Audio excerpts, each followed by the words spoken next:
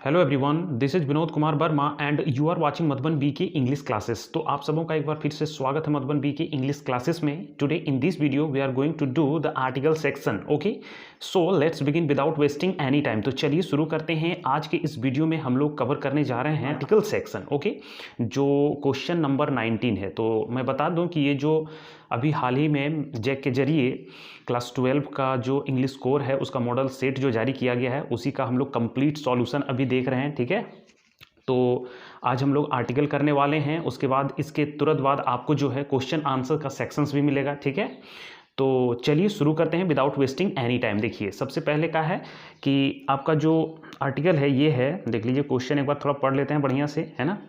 Right an article on price hike in about 100 to 125 words. देखिए क्या कहा, एक आर्टिकल लिखना है। ठीक है, आर्टिकल तो समझते ही होंगे, ऐसे जो लिखते हैं आप अनुच्छेद। ठीक है, तो ये क्या है, प्राइस हाइक पर लिखना है। देखिए, प्राइस हाइक का मतलब क्या होता है, बढ़ती हुई कीमतें। ठीक है, या इसे आप प्राइस राइज भी कह सकते हैं। ठीक है, तो इसी पे आपको क्या करना है, एक आर्टिकल तैयार करना है अच्छा से। ठीक है, तो चलिए देखिए अब हम इसे एक्सप्लेन करते हैं कैसे आप लिखेंगे। देखिए क्या कहता है, today price hike has become an acute problem. आज जो है प्राइस हाइक यानी कि बढ़ती हुई कीमतें जो है वो एक बहुत ही गंभीर समस्या बन गया। It is a world wide problem. देखिए क्या है, यह एक विश्वव्यापी प्रॉब्लम है। That means this is not the problem of our country only. Okay, this is also the problem of all the other countries okay in the world. दूसरे भी देश हैं वहाँ भी ये सारी समस्याएं देखने को मिलती है। ठीक है, तो in our country it has become a chronic feature. लेकिन देखिए कहता है कि हमारे देश में जो है एक यह जो है यानी कि प्राइस हाइक कर सकते हैं, बढ़ती हुई कीमतें एक क्रॉनिक फीचर बन गया। यानी कि क्रॉनिक मीन्स क्या होता है, पुराना। ठीक है, विशेषता इस तरह बोल सकते हैं, लेकिन ये क्या है, नेगेटिव सेंस में लेंगे, है ना। बहुत गड़बड़ स्थिति हो चुकी है। Prices of all the essential commodities like cooking gas, petrol, pulses, edible oils etc. ठीक है, तो क्या कहता है, देखिए जितने भी इसेंशियल कमोडिटीज़ हैं यानी कि जो जरूरी की चीज़ें हैं। ठीक है, कमोडिटीज़ मीन्स क्या होता है, वस्तुएं, चीज़ें जो जरूरी की चीज़ें होती हैं। लाइक आप कह सकते हैं कुकिंग गैस, पेट्रोल, है ना, पल्सेस, एडिबल ऑयल्स ईटीसी। इन सारी चीज़ों का दाम जो है अभी बहुत ज़्यादा बढ़ गया है। ठीक है, लोग परेशान हैं बढ़ती हुई कीमतों से। ठीक है, हैव गॉन हाई। ठीक है, ये क्या है कि एकदम ऊंचा हो गया है, मतलब क्या, बढ़ गया है, बहुत ज़्यादा हाई हो गया है।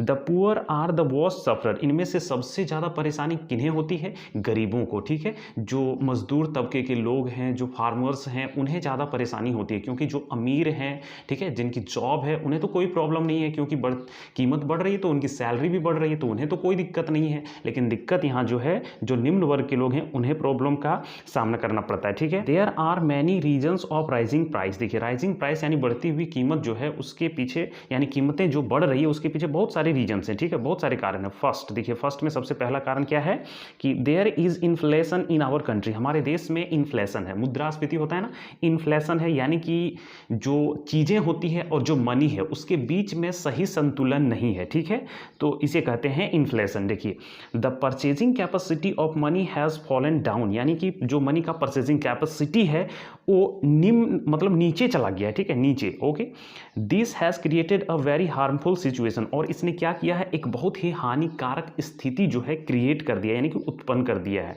चलिए आगे देख लेते हैं। Secondly, our population is increasing rapidly day by day. और दूसरा क्या है कि दूसरा कारण देखिए कि हमारी जो जनसंख्या है दिन प्रतिदिन जो है बहुत तेज गति से बढ़ रही है। रैपिडली मीन्स तेजी से। ठीक है, वो बढ़ रही है।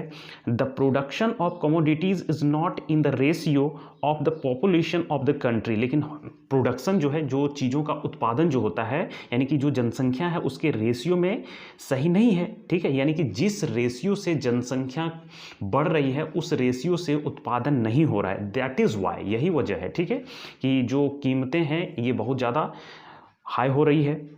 Commodities are few and the purchasers are many. देखिए क्या कहा कि जो कमोडिटीज़ है यानी कि वस्तुएं जो है वो कम है मार्केट में। जब देखिए वस्तुएं अगर कम होंगी और ख़रीदने वाले लोग ज़्यादा होंगे तो जाहिर सा बात है कि कीमत एकदम हाई होगा। ओके, ये सर्टेन है। थर्डली देखिए तीसरा क्या कारण बता रहा है, artificial scarcity is created by the selfish businessman. देखिए जो यहाँ बिजनेसमैन होगा, ठीक है, BUSINESSMAN यहाँ लिख दीजिएगा, ठीक है, बिजनेसमैन जोड़ लीजिएगा। तो जो सेल्फिश बिजनेसमैन है यानी कि स्वार्थी बिजनेसमैन है वो क्या करते हैं, आर्टिफिशियल स्कार्सिटी कर देते हैं, मतलब बनावटी झूठा वो दिखाते हैं कि सामान की कमी हो गई है मार्केट में। चलिए देखिए क्या कह रहा आगे, they keep the commodities in their godowns, वे अपने कमोडिटीज़ को यानी सामानों को गोदाम में रखते हैं, ठीक है, गोदामों में भर के रख देते हैं। एंड प्रिटेंड दैट, और क्या करते हैं, बहाना करते हैं, देयर इज, देखिए यहाँ दे नहीं होगा देयर कर लीजिएगा, ठीक है, यहाँ देयर थोड़ा ये मिस प्रिंट हो गया, ठीक है। There is shortage of commodities, क्या है कि कमोडिटीज़ की शॉर्टेज है, there is shortage of commodities in the market, की क्या बहाना करते हैं कि बाजार में सामान की कमी है इसलिए कीमत तो बढ़ेंगी, लेकिन वो क्या करते हैं, वो छिपा के रखते हैं, क्यों, ताकि जब सामान खत्म हो जाएगा तो हम निकालेंगे तो ज़्यादा कीमत में बेच सकते हैं, इसलिए वैसा करते हैं, ठीक है। They sell them at high prices, उसके बाद क्या करते हैं, उन्हें जब बाद में निकालते हैं तो ज़्यादा कीमत में, उच्च दामों में बेचते हैं, ठीक है। To control rising prices is the need of the hour, तो इस तरह कर सकते हैं, जो राइजिंग प्राइसेस है अभी बढ़ती हुई कीमतें उसको कंट्रोल करना अभी समय की मांग है, ठीक है। Control over inflation is essential, और मुद्रास्फीति जो है उस पर भी कंट्रोल नियंत्रण लगाना बिल्कुल जरूरी है, ठीक है।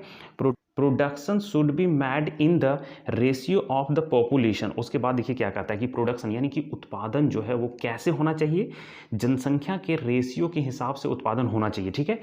All commodities should be made available at fix prices everywhere, और जितने भी सामान हैं वो क्या होना चाहिए कि हर जगह, देश के हर जगह में जैसे होता है ना, हर जगह उसकी कीमत जो है क्या होना चाहिए, फिक्स्ड होना चाहिए, ठीक है, ये चीज़ जरूरी होना चाहिए। अब देखिए hoarders and black marketeers must be brought to books, उसके बाद क्या कहा, देखिए जो होर्डर्स होता है, होर्डर्स किसे कहते हैं, जो जमाखोरी करते हैं, ठीक है, जो जमाखोरी करके यानी कि जो छिपा के रखते हैं अपने गोडाउन्स में, वो चीज़ उसे ही होर्डर्स करते हैं, ठीक है। और जो ब्लैक मार्केटियर्स होते हैं यानी कि काला बाजारी करने वाले लोग जो होते हैं, ठीक है, उन्हें जो है दंडित किया जाना चाहिए। प्राउड टू बुक यानी ब्रिंग टू बुक्स होता है, ठीक है, इसमें क्या होता है, दंडित करना, ये एक फ्रेजल टाइप का है। तो ये था हमारा फर्स्ट वाला, ठीक है, आर्टिकल। अब चलिए देख लेते हैं सेकेंड वाला, आप इसे लिख लीजिएगा, बढ़िया से तैयार कर लीजिएगा, ठीक है, बहुत इंपॉर्टेंट है ये। अब दूसरा देखिए क्या कहता है कि right an article on your favourite political leader in about 100 to 125 words, क्या कहा कि आपको एक अपने फेवरेट पॉलिटिकल लीडर्स पर आर्टिकल लिखना, आपका जो भी पॉलिटिकल है ना, क्या बोलते हैं, आपका जो भी फेवरेट लीडर होगा उन पर आप लिख सकते हैं, ठीक है। तो देखिए मैंने एक तैयार कर दिया है, आप इसे देख के इस पैटर्न को समझ के आराम से लिख सकते हैं कोई भी अपने हिसाब से, ठीक है। तो चलिए देखते हैं, सबसे पहले आप इस तरह हेडिंग दीजिएगा, फेवरेट पॉलिटिकल लीडर, नाम लिख दिया श्रीमती इंदिरा गांधी, ठीक है। चलिए हमने इसे पिकअप किया है, अब इसके हिसाब से आप देखिए आप कैसे लिखेंगे, ठीक है। चलिए देखिए क्या कहता है, Mrs Indira Gandhi was a popular leader not only of India but in the whole world, क्या है कि इंदिरा गांधी जो है वो एक पॉपुलर लीडर थी, ठीक है, ना केवल इंडिया की ही बल्कि पूरे वर्ल्ड में, पूरे विश्व की एक प्रसिद्ध वो नेत्री थी, ठीक है। She was the daughter of Pandit Jawaharlal Nehru, वो किसकी बेटी थी, पंडित जवाहरलाल नेहरू की बेटी थी, ठीक है। She was born on November 1917, यानी कि उनका जन्म कब हुआ था, 19 नवंबर 1917 ईस्वी को हुआ था। She got her early education from kindergarten in Delhi, वो अपनी जो प्रारंभिक शिक्षा है उन्होंने कहाँ से प्राप्त की, दिल्ली में ही प्राप्त की उन्होंने, ठीक है, किंडरगार्टन वाला यानी कि प्रारंभिक शिक्षा। Then she joined a convent school in Allahabad, उसके बाद क्या है कि वहाँ से वो इलाहाबाद गई और वहाँ जाके एक कन्वेंट स्कूल ज्वाइन कर ली, ठीक है। सी ज्वाइंट शांति निकेतन ऑल्सो, उसके बाद वो शांति निकेतन भी गई। For her higher education she went abroad, उसके बाद देखिए वो अपनी उच्च शिक्षा के लिए क्या है, विदेश भी चली गई, ठीक है, विदेश में जाके उच्च शिक्षा प्राप्त की उन्होंने। But she learn much from the letters of her father who use to write letters to her from different jails, लेकिन देखिए ज़्यादातर जो है उसने अपने फादर के लेटर से सीखी, यानी क्या करते थे जो पंडित जवाहरलाल नेहरू थे वो अलग अलग जेलों से वो हमेशा वो लेटर लिखा करते थे अपनी बेटी को यानी कि इंदिरा गांधी को, ठीक है, उनके नाम से। तो उससे वो उसने बहुत कुछ सीखा, अपने फादर से बहुत कुछ सीखा, ठीक है, अपने लाइफ में।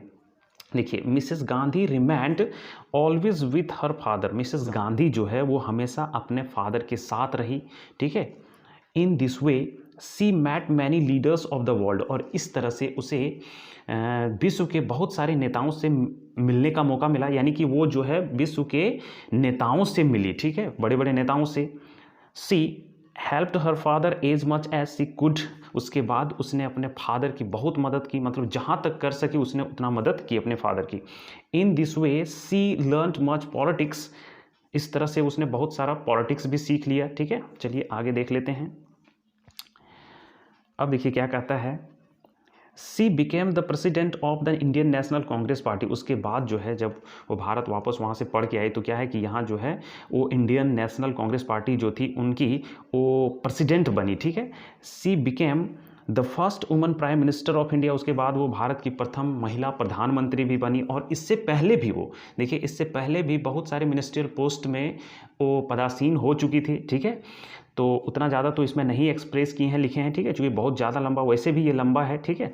तो देखिए, लेकिन आपको बस जितना हिसाब से लिखना है, जितना चाहिए उतना ही लिखना है, ज़्यादा है तो कोई बात नहीं है ना, क्योंकि आप ज़्यादा पढ़ेंगे तो ही ज़्यादा लिख सकते हैं, अगर आप कम पढ़ेंगे तो कम ही लिख सकते हैं। मान लीजिए कि अगर आप 10 लाइन पढ़ते हैं तो कितना याद रहेगा, कितना लिख सकते हैं, लेकिन अगर आप 100 लाइन पढ़ के जाते हैं तो आप बहुत ज़्यादा लिख सकते हैं, कोई दिक्कत नहीं होगी, ठीक है। तो इस तरह से पढ़ लीजिए, बाकी जितना होगा उतना लिखना है। चलिए देखते हैं।